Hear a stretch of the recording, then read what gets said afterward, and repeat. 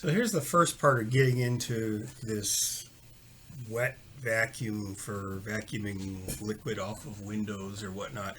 All of the enclosure screws have caps on them, and a lot of times those are one-way caps and they're hard to get out, and prying them really doesn't work. So I said, well, they're about 5 millimeters, and the caps I'm talking about, there's like one here, there's one here. It's hard to see on the camera. One there, one there, one there, and there's another one up here. But so what I did is I said, okay, that's about a 5 millimeter thing. I measured it, so I drill it out. But before I drilled it out with the bigger one, I usually do a pilot hole. So I do a smaller hole, like a 2 millimeter hole, so that the larger bit follows that versus scratching up too much. Well, long story short, as I drilled my pilot holes, the little inserts, at least two of them, popped right out.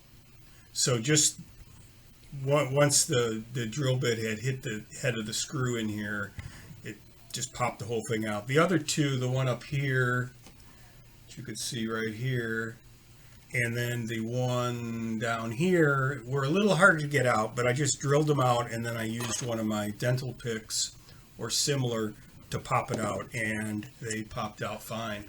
So at this point, I've got access to the 4 Phillips head screws that I believe I have to undo to get in here. There's also one up here, and I'm not sure. This one never had a cap.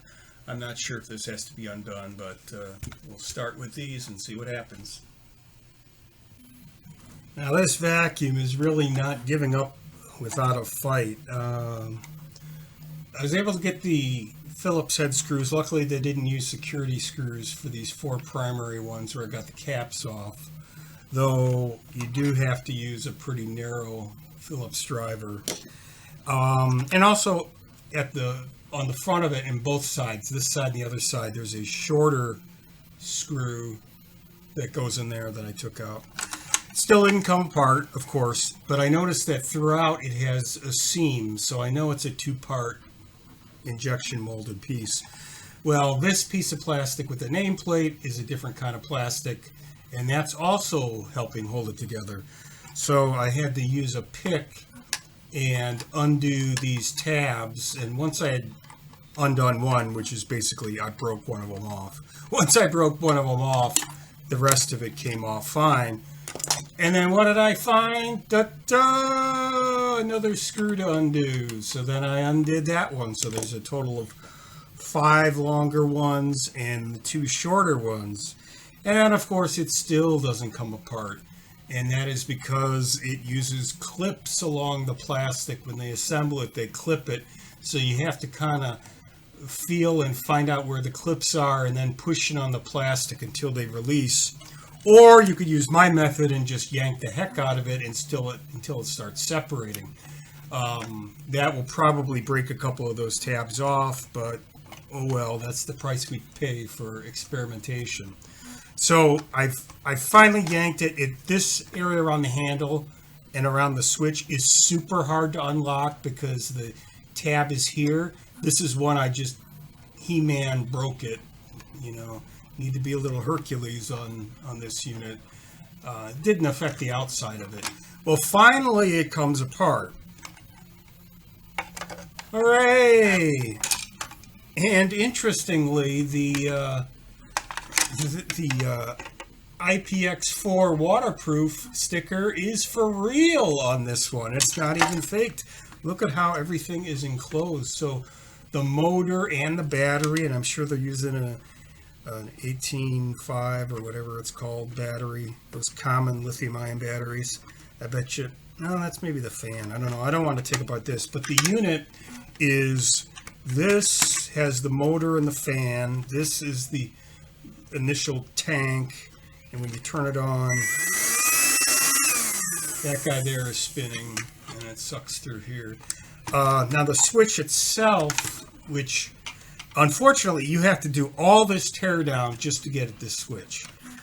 So this switch here is connected with this cable and it's sealed into this unit, so I'm not going to open up this unit because I'll break that seal, but fortunately this part pops off, and this section just had, this little printed circuit board has a little LED, that's the power / charge LED, and then it has a button.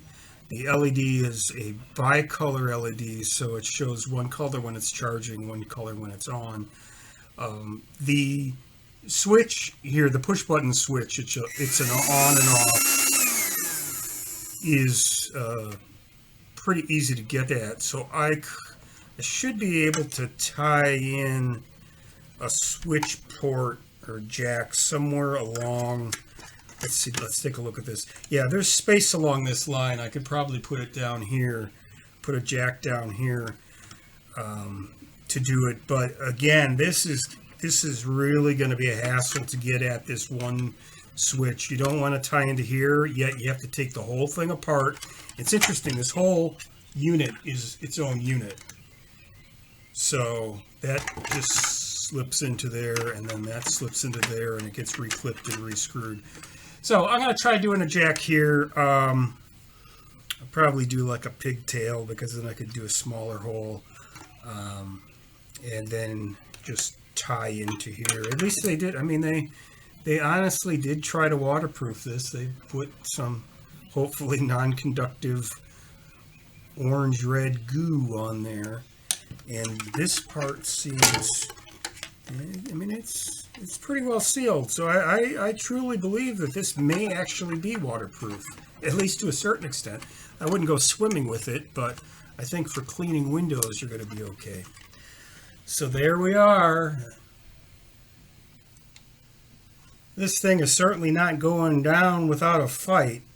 This is a real adventure today. So what I did is I first unscrewed the printed circuit board from the piece of plastic, and I had to take a look at where I was going to route my wires, because this is designed to be sealed up. There's a lot of backer plastic. You can't come through here because there's not enough clearance, all sorts of stuff. So what I did is I first drilled a 3mm hole here in the bottom, and I have fed through a pigtail here. As you can see, it's real close at this point. And then it winds its way up, and then because there's this backer plastic, I had to drill another 3mm hole there. And then finally, for this to come into the switch, another 3mm hole. Now, I originally took a look at this part and where the board sat to figure out where, thank goodness that worked, right? To figure out where I could route it. So I put it there. And then what I did is I slipped this part in place, and I used my drill to drill into here. So that's how I got my 3mm in there. And then I will just gently drag through that wire like so. Let me zoom this in a little bit so you can see it in all of its glory. Come on, camera. There we go. So you got that like that, and I just tack soldered the two ends of the thing to the two sides of the switch. Now, helpful hint when working with this thing. This is a soft switch, so this thing's always powered.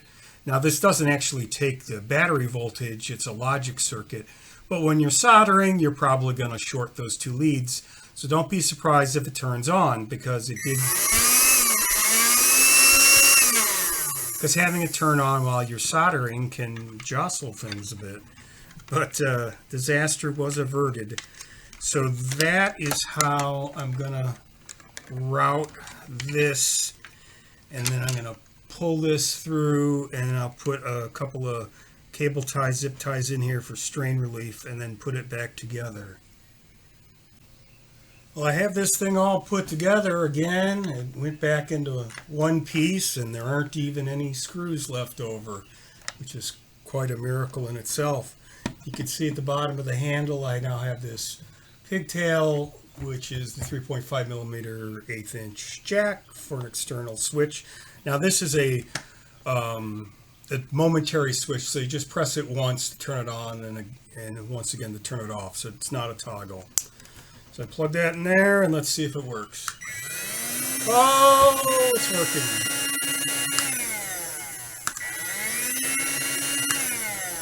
And the original switch still works. There we go. So, would I adapt this device? The answer is no, as you might have guessed. It is way too much work to put in a switch, and it's a unit that needs to be held to begin with.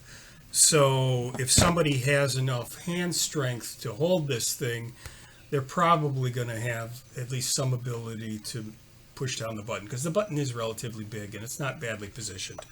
But as an exercise for can it be adapted, yes, it can be adapted. One last thing I want to add before I end this, and this is about these sorts of devices in particular, or I should say in general, the ones that use rechargeable lithium ion. Now this one has a rechargeable battery and it's inside and it's completely covered up and everything, which is great. But you have to always be very careful with lithium ion batteries. You do not want to short them out because they will go into thermal runaway in milliseconds. You could start a fire very quickly, which is why I say, for the most part, if you're adapting devices, adapt devices that use regular AA, AAA, D, C cell batteries, regular alkaline batteries.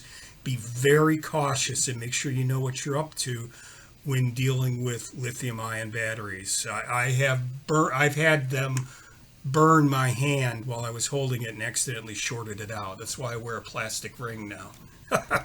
But this one, I knew it was going to be a little bit safer because this is a soft logical switch. It's not actually turning on and off the current. What it's doing is it's telling a controller in here to turn on or off. So I knew that I wasn't dealing with the battery voltage up here. It was a logic voltage level, so it's a little bit safer. But if you don't understand the difference between those two, be cautious. If it has a rechargeable battery, and a lot of stuff does now, be very, very careful. Thanks again for watching. I hope you enjoyed this.